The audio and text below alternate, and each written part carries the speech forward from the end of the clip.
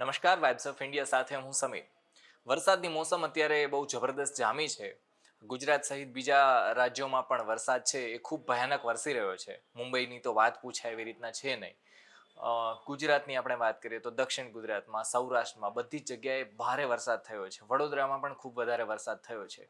આ બધાની વચ્ચે હવે આજના દિવસમાં અને આવતીકાલે વરસાદની સંભાવનાઓ શું છે, હવામાન વિભાગ શું કહી રહ્યું છે, એ આપણે જાણવું છે. તો આજના દિવસની વાત કરીએ. આજે ઘણા બધા જિલ્લા એવા છે કે જ્યાં ખૂબ જ વધારે વરસાદ વરસી શકે છે. અમુક અમુક વિસ્તારમાં જે અલર્ટ છે એ નથી આપવામાં આવ્યું, એટલે અમુક વિસ્તાર શાંત રહી શકે છે, ત્યાં વરસાદ નથી પડવાનો. પણ ક્યાં ગુજરાતમાં વરસાદ વધારે વરસવાનો છે અને આવતીકાલે ગુજરાતમાં ક્યાં વધારે વરસાદ વરસી શકે છે એ સંભાવના હવામાન વિભાગે જે કીધી છે એ આપણે જાણવાની છે. બરાબર, અહીંયા આપણે જોઈએ તો આ આપણો ગુજરાતનો નકશો છે. 25 તારીખ છે આજની, એટલે 25 તારીખે સવારે 8:30 વાગ્યાથી લઈ 26 તારીખે સવારે 8:30 વાગ્યા સુધી ગુજરાતમાં ક્યાં કેટલો વરસાદ વરસી શકે છે એની સંભાવનાની વાત આપણે કરવાની છે. બરાબર, કચ્છમાં કોઈ પણ અલર્ટ નથી આપવામાં આવી. એનો સીધો મતલબ એવો થાય છે કે કચ્છમાં વરસાદ થવાની સંભાવના છે એ ખૂબ ઓછી દેખાડવામાં આવી છે. એના સિવાય મોટા ભાગના ગુજરાતના જિલ્લામાં ભારે વરસાદની આગાહી આપવામાં આવી છે. એટલે કે ગુજરાતના લગભગ પડતા જિલ્લા એવા છે કે જ્યાં ભારે વરસાદની આગાહી આપવામાં આવી છે. અમુક અમુક જિલ્લા એવા છે કે જ્યાં ઓરેન્જ એલર્ટ આપવામાં આવ્યો છે. આ યલો એલર્ટ છે. યલો એલર્ટનો સીધો મતલબ એવો થાય છે ભારે વરસાદ થઈ શકે છે અમુક અમુક વિસ્તારમાં. ભારે વરસાદ એટલે કેટલો વરસાદ? 2 ઇંચ કે 2.5 ઇંચ સુધીનો વરસાદ થઈ શકે છે. ક્યાં ક્યાં થઈ શકે છે? બનાસકાંઠા, સાબરકાંઠા, મહેસાણા, પાટણ, અરવલ્લી, ગાંધીનગર, ખેડા, અમદાવાદ, સુરેન્દ્રનગર, બોટાદ, રાજકોટ, મોરબી, જામનગર, દેવભૂમિ, દ્વારકા અને પોરબંદર. આ એટલા જિલ્લા એવા છે કે જ્યાં ભારે વરસાદ થઈ શકે છે. 2 ઇંચથી વધારે વરસાદ છે થઈ શકે છે. અમુક અમુક જિલ્લાએ ઓરેન્જ એલર્ટ આપવામાં આવી છે. કયા કયા જિલ્લા છે? સૌરાષ્ટ્રની વાત કરીએ, ભાવનગર, અમરેલી, ગીર સોમનાથ, જુનાગઢ. આ 4 જિલ્લા એવા છે. અને એના સિવાય મધ્ય ગુજરાત અને દક્ષિણ ગુજરાતમાં આપણે જોઈએ મહીસાગર, દાહોદ, આણંદ, ભરૂચ, સુરત, તાપી, ડાંગ, નર્મદા. આ જિલ્લા એવા છે કે જ્યાં ભારેથી અતિ ભારે વરસાદ ક્યાંક ક્યાંક અમુક અમુક છૂટાછવાયા વિસ્તારમાં ગુજરાતમાં થઈ શકે છે એવી રીતના સંભાવના કોણે?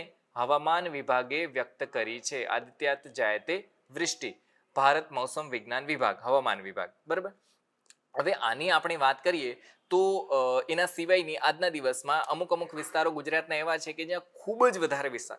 અચ્છા હા, ઓરેન્જ એલર્ટ એટલે શું થાય કે જ્યાં 4 ઇંચથી લઈ અને 8 ઇંચ સુધી વરસાદ ખાબકી શકે સંભાવના હોય એને ઓરેન્જ એલર્ટ કહેવામાં આવે છે. હવે ત્રીજી એલર્ટ છે એ રેડ એલર્ટ છે કે જ્યાં 8 ઇંચથી પણ વધારે વરસાદ ગુજરાતમાં વરસી શકે છે એવી રીતના સંભાવના છે.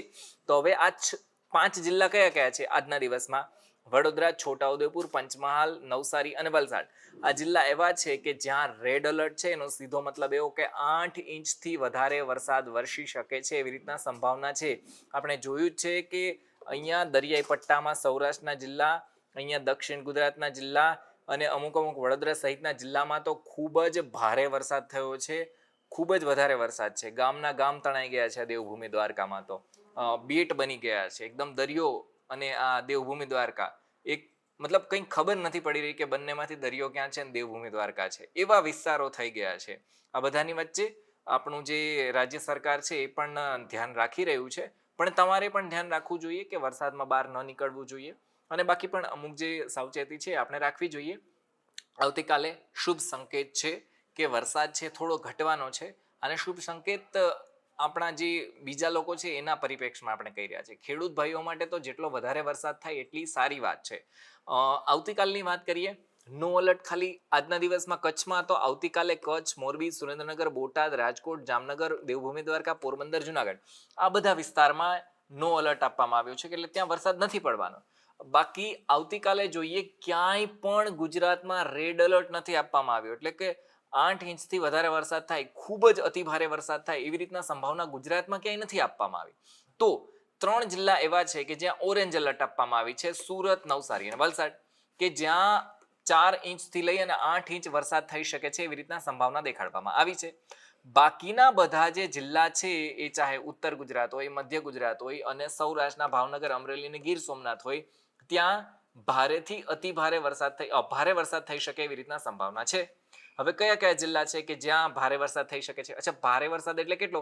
કે 2 ઇંચ જેટલો વરસાદ અથવા એનાથી વધારે થોડો વરસાદ છે વરસી શકે છે એવી રીતના સંભાવના છે. હવે બનાસકાંઠા, પાટણ, સાબરકાંઠા, મહેસાણા, ગાંધીનગર, અમદાવાદ, ખેડા, આણંદ, વડોદરા, છોટાઉદેપુર, પંચમહાલ, દાહોદ, અરવલ્લી, મહીસાગર, ભરૂચ, નર્મદા, તાપી, ડાંગ અને આ ત્રણેય સૌરાષ્ટ્રના જિલ્લા એટલે ભાવનગર, અમરેલી અને ગીર સોમનાથ. આ ત્રણેય જિલ્લા એવા છે કે જ્યાં વરસાદ છે એ ભારે માત્રામાં વરસી શકે છે. એનો સીધો મતલબ એવો થાય છે કે 2 ઇંચ જેટલો વરસાદ વરસી શકે છે એવી રીતના સંભાવના છે. આજના દિવસની વાત કરીએ તો રાજ્ય સરકાર એટલે મુખ્યમંત્રી સહિતનું જેટલું પણ જે આપણી સરકારના જે નેતાઓ છે, મંત્રીઓ છે, એ બધા લાગી ગયા છે. મંત્રીઓને અલગ અલગ વિસ્તારો આપી દેવામાં આવ્યા છે કે ભાઈ આ જિલ્લો તમારો, આમાં કંઈ પણ લોકોને તકલીફ ન જાય એ જવાબદારી તમારી છે. એટલે મંત્રીઓ પણ ધ્યાન રાખી રહ્યા છે, સરકાર પણ ધ્યાન રાખી રહી છે, આદેશ પણ આપી દેવામાં આવ્યા છે. પણ આ બધાની સાથે આપણે પણ આપણી રીતના ધ્યાન રાખવું પડે, બરાબર. બહાર ક્યાંય પાણી જોવા માટે જવું ન જોઈએ, ચોમાસામાં ન જ નીકળવું જોઈએ.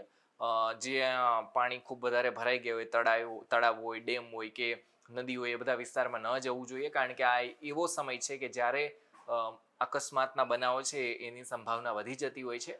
એટલે આપણે આ બધું જવાનું ને બધું ટાળવું જોઈએ. અને બાકી હવામાનને લગતી તમામ અપડેટ જે સામે આવતી રહેશે એ અમે તમને જણાવતા રહીશું. અત્યાર સુધીની માહિતી એટલા માટે કારણ કે 2 દિવસ કેવા રહેવાના છે એ આપણને બધાને ખબર રહે. માહિતી કેવી લાગી કમેન્ટમાં લખીને જણાવો. ધન્યવાદ.